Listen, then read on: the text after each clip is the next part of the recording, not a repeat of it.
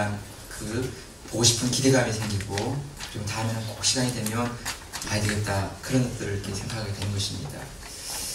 예수님께서도 이 땅에 계시면서 제자들에게 그 천국이 어떤 것인가 하는 것을 미리 보여준 사건, 그것이 있는데 바로 그것이 오늘 본문을 보게 되는 이 변화산의 사건입니다. 우리가 지난주에 보았던 그 부분, 바로 가이사랴 빌립보에서 주님께서 너희는 나를 누구라 하냐 이렇게 물었을 때 제자들 가운데 베드로가 주는 그리스도시니이다 이렇게 말씀했어요. 그때 주님께서 말씀하시기를, 내가 이제 예루살렘에 올라가서 장로들과 대제사장들과 서기관들에게 의해서 죽임을 당하게 되고 내가 다시 죽었다가 다시 살아내야 될 것이다 하는 것을 말씀하셨어요. 그때 베드로는 그 말씀을 듣고 나서 너무 황당해서, 예수님 이러시면 안 되죠. 지금 우리가 집을 다 버리고 부모를 떠나서 지금 주님 한번 가라고 왔는데, 아니 고작 하시는 게 예수님 올라가서 죽으신다면 우리는 어떻게 살라는 것입니까? 제발 그러면 안 됩니다 라고 얘기를 했어요. 사실 여러분, 베드로의 그 마음을 이해할 수 있을 것 같아요. 여러분, 누가 죽는 사람을 따라갈 사람이 있겠습니까? 누가 십자가에서 이렇게 끝나는 삶을 따라갈 사람이 있겠습니까? 주님께서는 베드로의 그 마음을 아시고 연이어서 이렇게 말씀했죠. 베드로야, 십자가가 끝이 아니야. 이 땅이 끝이 아니야. 내가 다시 부활할 것이고 그리고 승천할 것인데, 그 뒤에는 천사들과 함께 영광 가운데 이 땅이 다시 올 것이야 하는 것을 말씀해 주었어요. 그런데 여러분, 얘기는 들었지만 이게 실감이 납니까? 말씀은 들었지만 아직 마음에 확 와닿지가 않는 것이지요. 그래서 주님은 바로 그 베드로와 제자들에게 이제 정말 주님의 그 말씀이 어떠한지, 그리고 천국의 그 영광이 어떠한지 그것을 보여주시는 그런 기회로 이제 제자들과 함께 시간을 보내시는 것입니다. 여러분, 1절 말씀을 같이 한번 보시겠어요? 자막 한번 보시면 1절 시작. 또 저희에게 이르시되 내가 진실로 내게 이르노니 여기 섰는 사람 중에 죽기 전에 하나님의 나라가 권능으로 임하는 것을 볼 자들도 있느니라 하시니라. 네, 여기 섰는 사람 중에 12제자들 가운데, 너희들 가운데 죽기 전에 하나님의 나라가 권능으로, 권세와 능력으로 임하는 것을 볼 자가 있다 이렇게 말씀해 주었어요. 얘기만 들었죠. 근데 아직 아무런 일도 일어나지 않았어요. 자, 이제 그리고 나서 이제 시간이 흘러가는 것이죠. 여러분, 2절에 드디어 나오기 시작했어요. 2절 말씀 같이 보세요. 시작. 엿새 후에 예수께서 베드로와 야고보와 요한을 데리시고 따로 높은 산에 올라가셨더니 저희 앞에서 변형되사. 가이사랴 빌립보 사건이 있어 바로 그때. 너희들 가운데 죽기 전에 하나님의 나라가 권능을 임하는 것을 볼 자가 있느니라 라고 말씀하니 바로 그때로부터 6일이 지나서 이제 하나님께서, 주님께서 베드로와 요한과 야고보 3명을 데리고 높은 산에 올라가셨습니다. 저희 앞에서 변형대사, 메타포르페라는 이 단어인데, 이 변형이란 말은 없는 것에서 새로운 것이 만들어지는, 이게 아닙니다. 트랜스포머처럼 자동차가 막 로봇으로 바뀌고 막 이거 아닙니다. 근데 설명이 좀 약간 어렵지만, 네. 이게 아니고 정말 의미는 감추어진 것, 숨겨진 것이 드러나는 것입니다. 네. 그러니까 변형되다는 게 트랜스포머처럼 이렇게 확 바뀌는 게 이게 아닙니다. 본래 그 모습과 그 본질을 가지고 있지만 그게 감춰진 것입니다. 덮여진 것입니다. 그러다 이렇게 드러나는 것이죠. 이게 변형대사의 정확한 의미입니다. 주님께서 그 변형선에서 하나님의 신성, 그러니까 그것을 드러내셨는데 두 가지 모습으로 드러내주셨습니다. 그 첫째가 뭐냐 하면 옷이 바뀐 것이죠. 3절을 한번 보세요. 3절 시작. 그 옷이 광채가 나며 세상에서 빨래하는 자가 그렇게 희게할 수 없을 만큼 심히 희어졌더라. 옷이 광채가 났는데 그것은 세상에서 이 빨래하는 사람, 세탁하는 사람이 아무리 희귀한다 할지라도 그렇게 희귀할 수 없을 만큼의 그 빛이 났다 이렇게 설명하고 있습니다. 그러니까 얼마나 그 옷에 빛이 드러나고 광채가 드러나는지 그 밝기가, 그 하얀 새하얀 모습이 세상에서 그런 색을 만들 수 없다, 이렇게 지금 표현한 것이죠. 그러니까 그 입고 있는 옷이 바뀌었습니다. 또 하나가 뭐냐 하면 얼굴에서 빛이 나왔습니다. 똑같은 기사를 다루고 있는 마태복음 17장 2절에 보면 이렇게 되어 있습니다. 같이 한번 보시죠. 시작. 저희 앞에서 내려서 그 얼굴이 해같이 빛나며 옷이 빛과 같이 펴졌더라. 네, 그 얼굴이 해같이 빛나며 예수님의 얼굴이 해같이 빛이 났습니다. 밝고 환하게 이렇게 바뀐 것이죠. 여러분, 그 여름날 태양을 바라보면, 그 태양의 빛을 바라보면 자꾸 눈이 부시지요. 그것을 똑바로 보기가 어렵지요. 그것처럼 예수님의 그 얼굴에 빛이 환하게 빛이 나는데, 그것은 마치 햇빛이 강하게 빛이 나오는 것처럼 이렇게 환하게 빛이 났다는 것입니다. 얼굴이 바뀌었고 그 옷이 바뀐 이거. 여러분, 이 장면이 그냥 두 가지가 바뀌었다가 아니고, 이 모습은 요한 계시록에서 말씀하신 그 예수님의 신성, 하나님이신 그분의 모습을 이 땅에서 미리 보여주고 있는 것입니다. 요한계시 1장 16절에 보게 되면 그 오른손에 7별이 있고 그 입에서 좌우에 날성검이 나오고 그 얼굴은 해가 힘있게 비치는 것 같더라.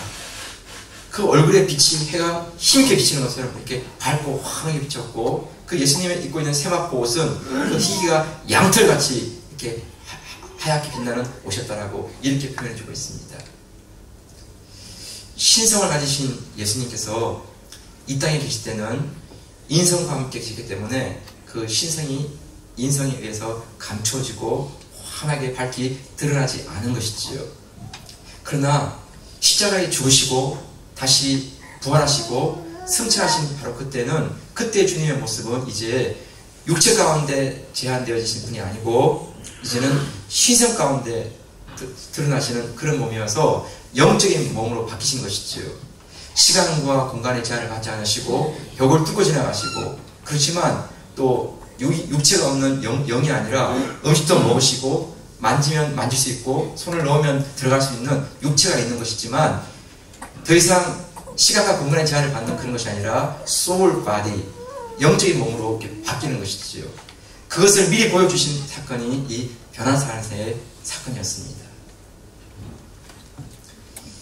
예수님의 이 신성을 가진 이 모습, 이것은 예수님께서 당신만 이렇게 바뀐다 이렇게 말씀하시는 게 아니고, 여기에 있는 너희들도, 그리고 나를 믿는 모든 사람들도 다 이런 몸으로 우리가 다 변하게 될 것이지요.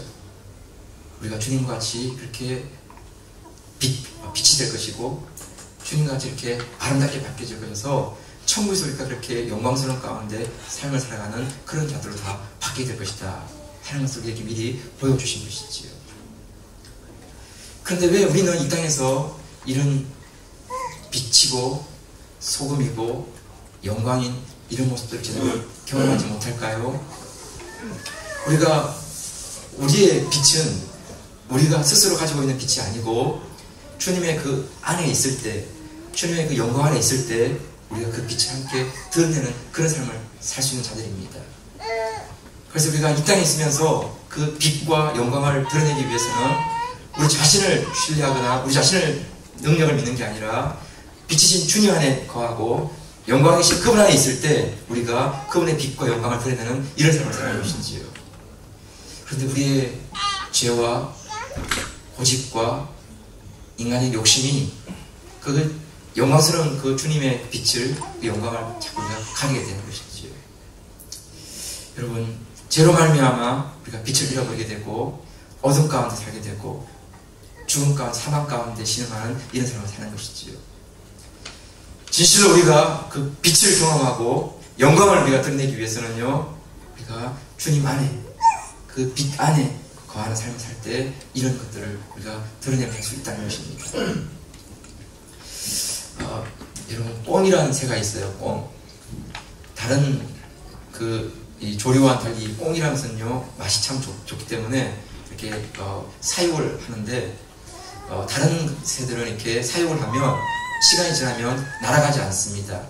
그냥 이렇게 그 사육하는 데 있다가 그걸 그물을 없애버리더라도 그 안에 남아 있습니다. 근데 이 꽁이라는 이 새는 그렇지 않습니다. 부활시켜서 계속 길러왔음에도 불구하고 그물을 걷어내며 어느 순간 날아가 버립니다. 그만큼 이 야성이 강한 그런 새입니다. 그런데 이 꽁이라는 새를 그대로 남겨둘 수 있는 방법이 이렇게 있어요. 그게 뭔가 하면 이 꽁의 머리에다가 이 선캡, 선블락캡 그거를 이렇게 탁 씌우는 거예요. 이렇게. 네. 그래서 이렇게 그걸 탁 씌우면 이렇게 꽁이 하늘을 보지 못해요. 네. 그러면 언제나 꽁은 땅만 보고 다녀요. 이렇게 기어다녀요. 그물을 없애버려도 하늘을 못 보기 때문에 날아가지를 못해요. 그냥 기어다녀요. 네. 그래서 꽁 사육을 성공했다고 합니다. 네. 네. 그래서 예, 그물이 없는 데 있는 꽁들은 다 썬캡을 이렇게 달고 있어요. 이렇게. 저게 뭐야? 저게 뭐야? 하면 이렇게 썬캡을 끼고 있어요. 네. 네. 여러분, 신앙생활도 그 하늘의 영광을, 그 믿음의 그 영광을 보지 못하면 자꾸 우리로 하여금 땅의 것에만 머물게 합니다.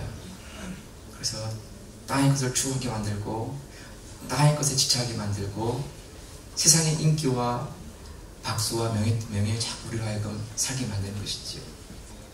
그런데 우리로 하여금 그 썬캡을 떼어내버리고 그 하늘의 영광, 그 주님의 빛을 경험하게 되면 세상의 영광이라는 게 얼마나 당혹 아닌지를 이렇게 알게 되고 우리로 하여금 하늘의 그 영광을 바라보며 살게 할 수 있는 그런 삶으로 우리를 바뀌게 하는 것이지요. 네, 여러분, 변화산에서의 바로 이 영광, 이 땅이 전부가 아니고 영원한 천국이 있다. 이 땅에 죽는 것이 전부가 아니고 영원한 생명이 있다. 십자가가 전부가 아니고 부활이 있고 영원한 나라에서 삶이 있다. 바로 그것을 미리 맛보기로 보여주는 것이 바로 변화산에서의 이 기적인 것이지. 사랑하는 성도 여러분, 우리 안에 빛이신 그분께서 드러나시고 빛이신 그분 안에서 우리가 살아갈 수 있기를 축복합니다. 인격과 교양으로 우리가 신앙생활 할 수 있는 게 아니에요. 그러면 반드시 무너져요. 네. 어느 순간은 버티지만 그 다음에 무너져요. 그래서 정말 주님의 그 십자가 안에서의 그 예언의 능력, 그 십자가의 구원, 그 영광이 우리에게 있을 때 우리로 하여금 사망의 권세를, 실패와 좌절을 넘고 뛰어넘어서 다시 전진할 수 있는 이런 능력을 주는 것이지요. 우리가 그 주님의 그 십자가 가운데, 그 빛 가운데 우리가 성령의 사람, 믿음의 사람, 기도의 사람 될 수 있기를 주의 이름으로 축복합니다. 자, 두 번째, 오늘 본문에서 보게 된 두 번째 특징은요, 우리 본문 변화산에서 엘리야와 모세를 만나는 장면이 나오고 있습니다. 4절을 한번 보시죠. 4절 시작. 이에 엘리야가 모세와 함께 그에게 나타나 예수로 더불어 말씀하거늘.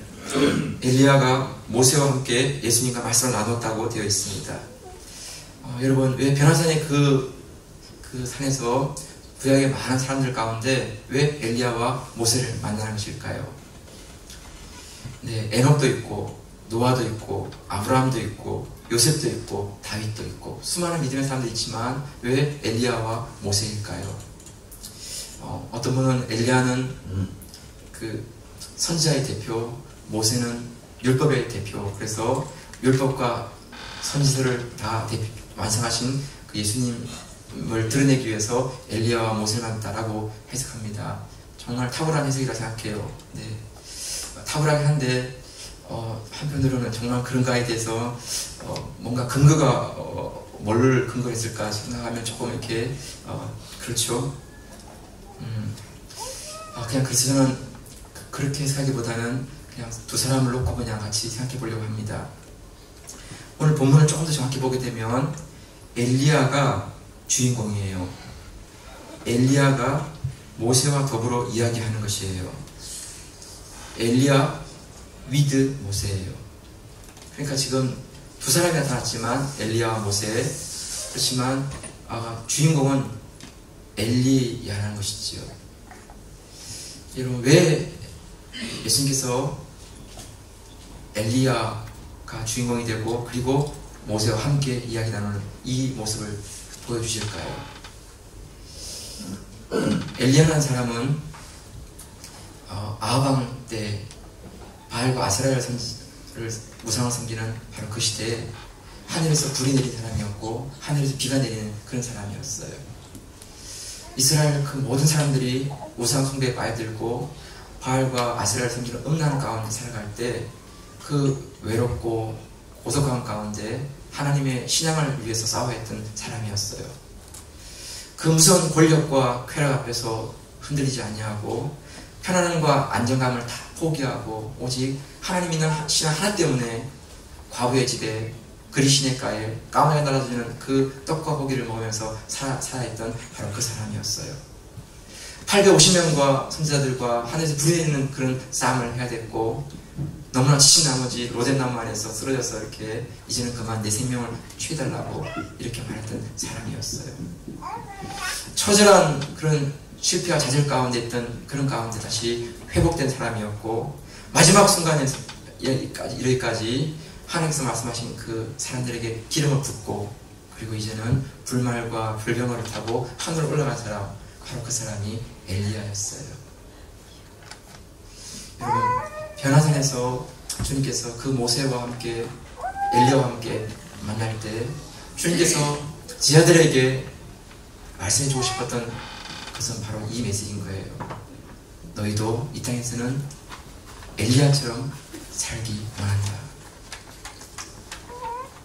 주님을 따르는 제자의 삶을 살고 십자가를 지고 가는 삶을 살 때 외로움과 낙심과 좌절과 실패가 있지만 그렇지만 하나님의 그를 붙잡아 주실 때 하늘에서 불이 내리고 하늘에서 비가 내리고 불말과 불병거를 타고 하늘로 올라갈 수 있는 그 놀라운 영광을 사람들에게 증거했듯이 너희도 그런 엘리야처럼 이 땅에서 하나님을 드러내고 십자가를 드러내는 삶을 살기 원한다. 이 메시지를 전하고 싶었던 것이지. 여러분 우리가 세상을 거부하거나 세상을 외면하고 그렇게 살라는 말씀은 아니에요. 그런데 주님께서 우리에게 말씀하신 것은요 우리 힘으로는 세상을 이길 수가 없어요. 세상의 흐름을 우리가 따라갈 수가 없죠. 그리스도인들이 세상을 이길 수 있는 유일한 힘은 바로 하나님의 능력, 위로부터 임하는 하늘의 능력, 그것을 공부받을 때 승리할 수 있는 거예요. 여러분 우리의 능력은 이 땅에 있는 것이 아니에요. 그것은 천국에 있어요. 천국에 대한 소망이 있을 때 절망을 이길 수가 있어요. 천국에 대한 영광을 맛볼 때 이 땅에서의 실패와 좌절을 넘어설 수 있어요. 하나님의 그 영원한 상급을 바라볼 때 이 땅에서 사람들의 그 조롱과 그 무시를 넘어서 묵묵히 걸어갈 수 있어요. 여러분 이 엘리야처럼 이 믿음의 길을 따라서 가기를 원한다는 것이에요.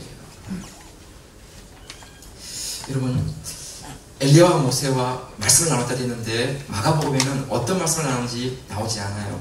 그런데 같은 본문인 누가복음에는요 이렇게 기록되어 있어요. 누가복음 9장 30절 이하에 보면 자막을 한번 보실까요? 시작.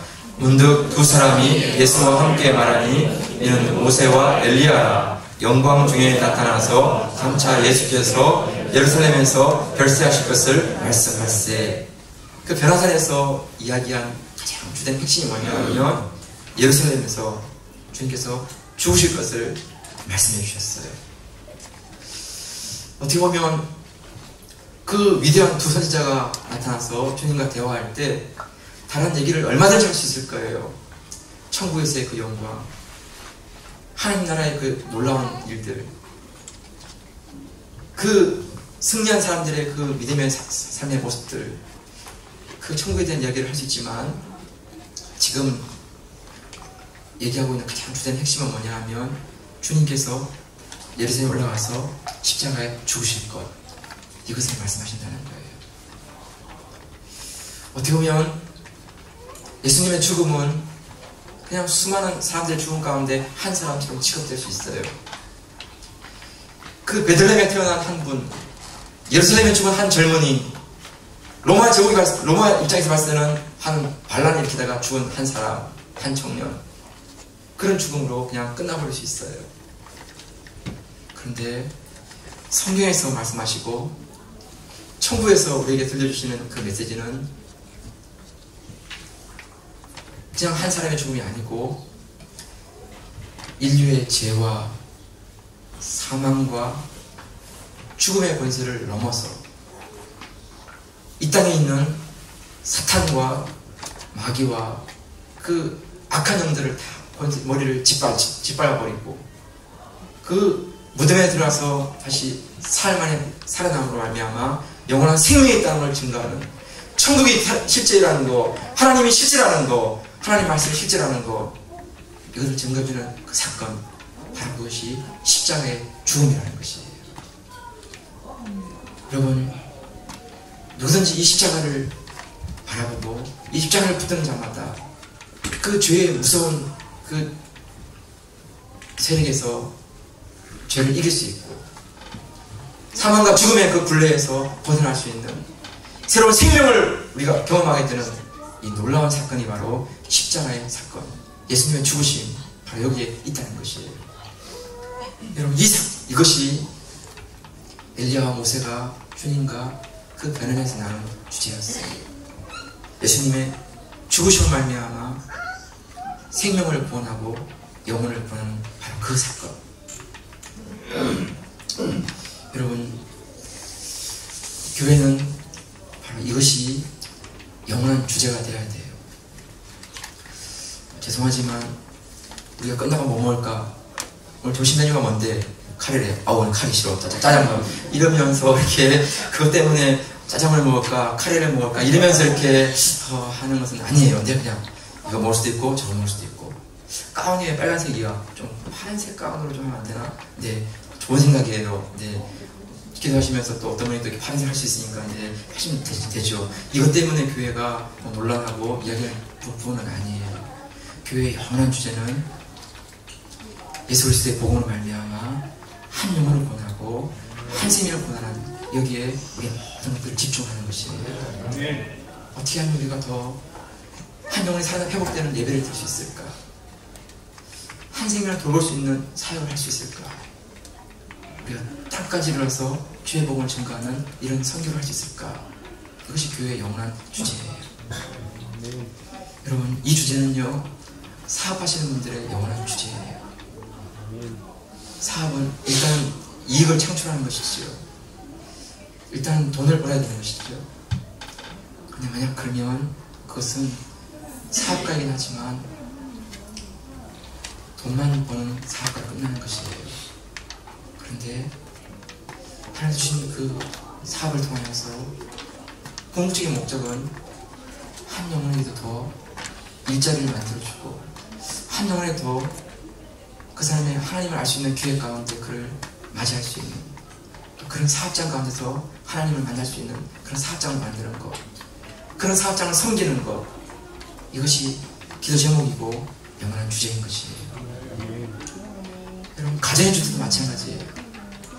가정의 주제도 어떻게 하면 우리의 가정에서 아이들이 하나님을 만날 수 있고 하나님을 알아갈 수 있고 하나님의 거울이 된 부모로서 아이들에게 어떤 삶의 모범을 보여줄 수 있을까? 그것이 주제인 것이지요. 네. 피자 먹을까? 된장 먹을까? 이것 때문에 아이가 된장 먹어야 되면서 막 애들 뭐 괜찮아요. 피자 먹어도 괜찮고 된장 먹어도 괜찮아요. 무럭무럭 자라라. 튼튼하게 말다오. 이러면서 이렇게 할 수 있어요.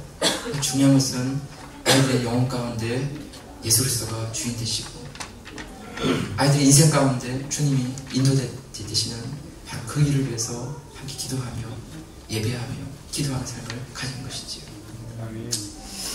여러분, 우리 삶 가운데 한 영혼이 살아나고 한 영혼이 다시 회복되는 놀라운 일이 있기를 주의 이름으로 축복합니다.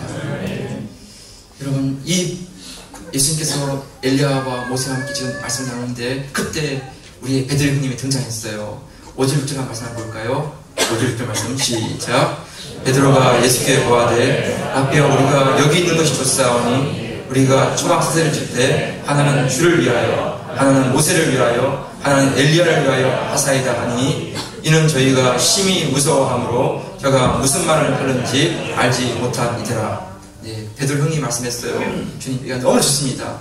우리가 초막 세대를 짓는데 하나는 예수님, 하나는 엘리야, 하나는 모세를 위해서 지어주겠습니다. 네, 정말 마음이 참 고맙죠. 그렇죠? 너무 참 베드로 형님은 따뜻한 분이에요. 네, 그런데 형님은 참 이렇게 낄 때 안 낄 때 막 등장해 버리시고 그래서 분이에요. 정말 천국에 가면 날 꼭 이제 만나뵙고 내가 큰절하려고 해요. 형님 감사해요. 이러면서 이렇게 얼마나 많이 위로가 되는지 모르겠어요. 왜냐하면 여러분 정말 베드로 형님은 유일하게 무리를 끌어봤잖아요. 예수님이 잡히실 때 같이 그걸 바라보셨고 십자가에 달리는 것도 보셨고 3번이나 부인했잖아요. 그리고 또 부활했다는 말씀 드리니까 가가지고는 그 예수님의 부활의 현장을 다 목격했잖아요.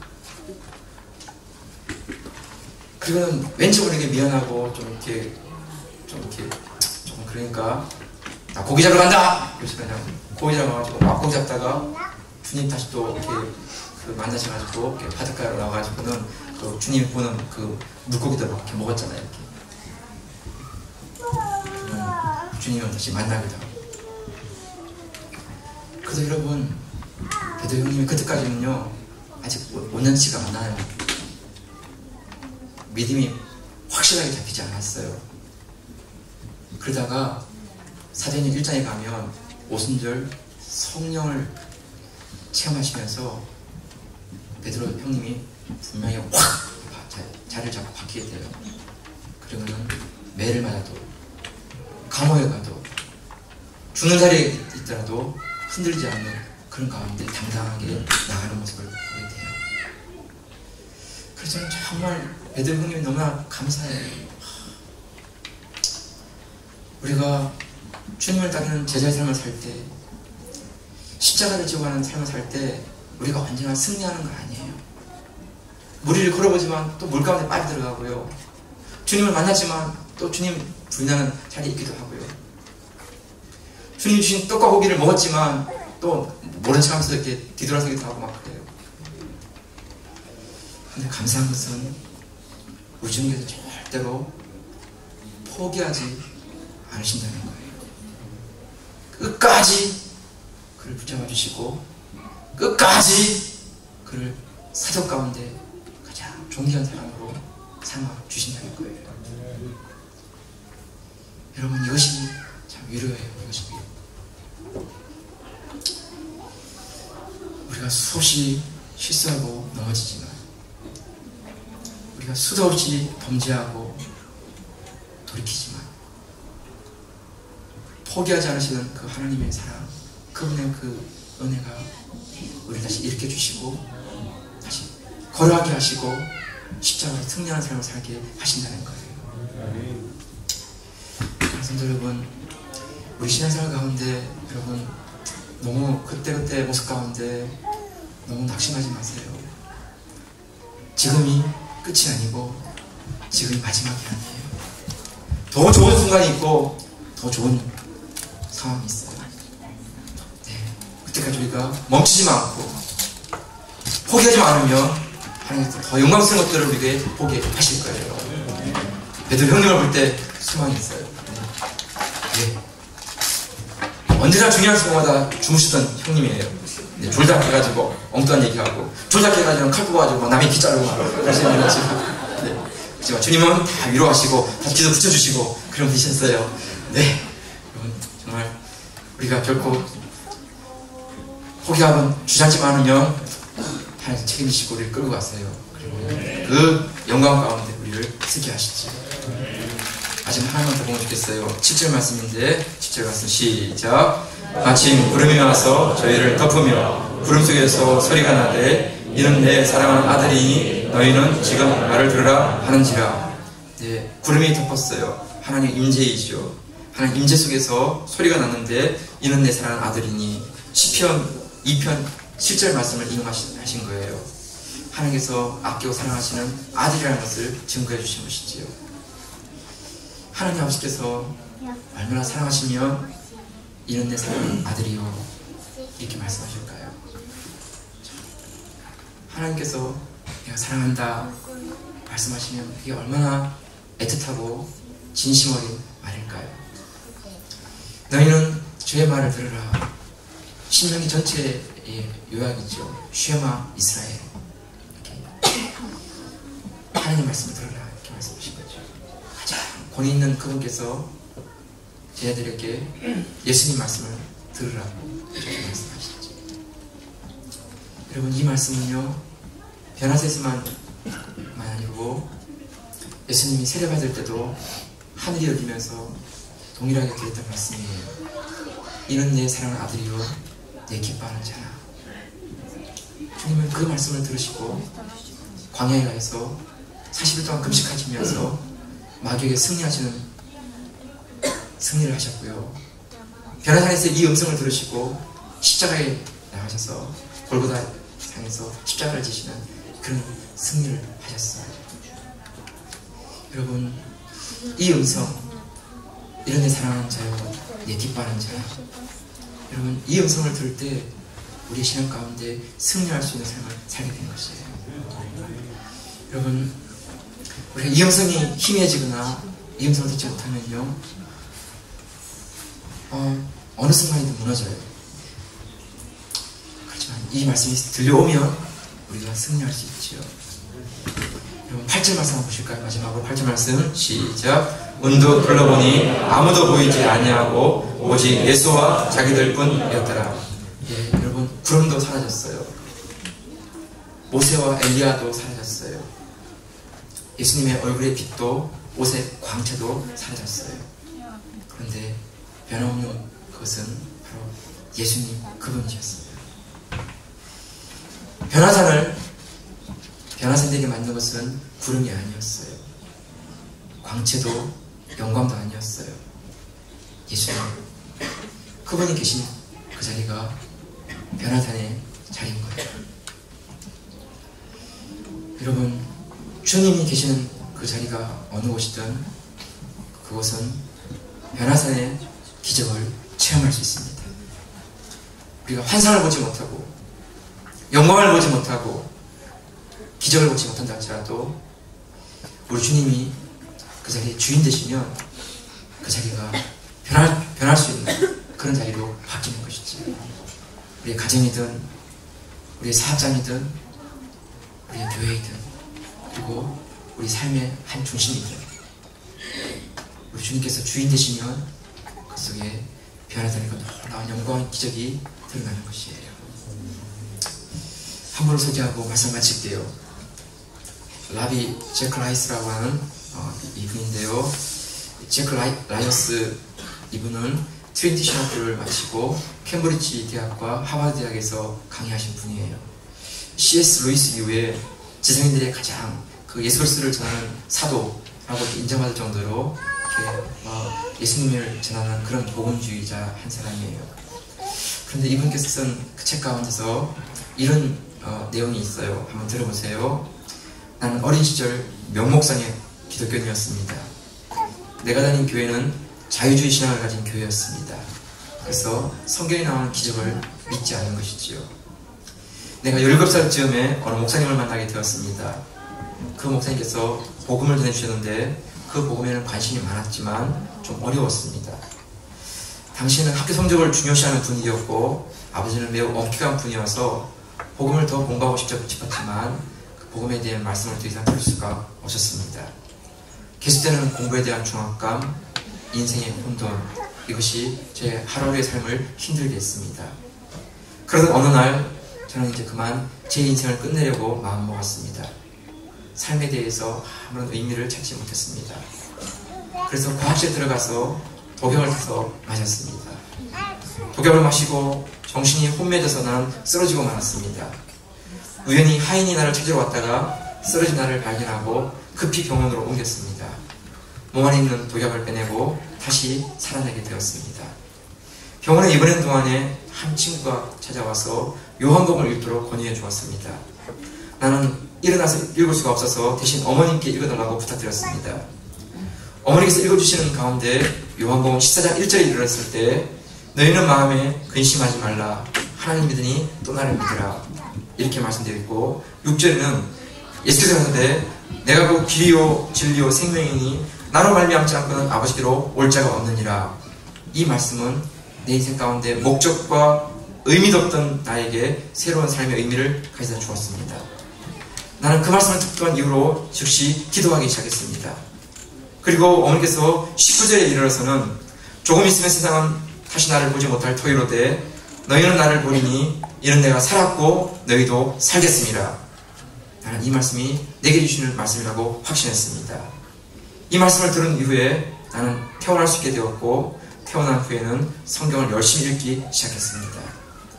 캠브리지를 다닐 때 무신론을 신봉하는 철학 교수들의 이야기를 들으면서 이런 생각이 들었습니다.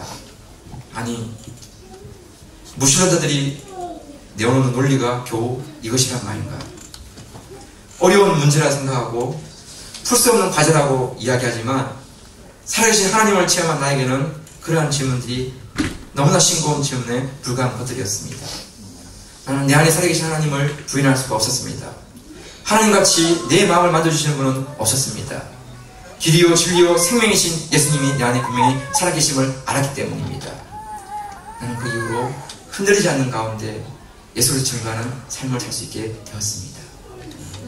여러분, 제클 라이어스 박사는 이후에 평생 인도 선교사로 헌신하였고 불신자들에게 복음을 전하는 강의를 지금까지 해오고 있습니다.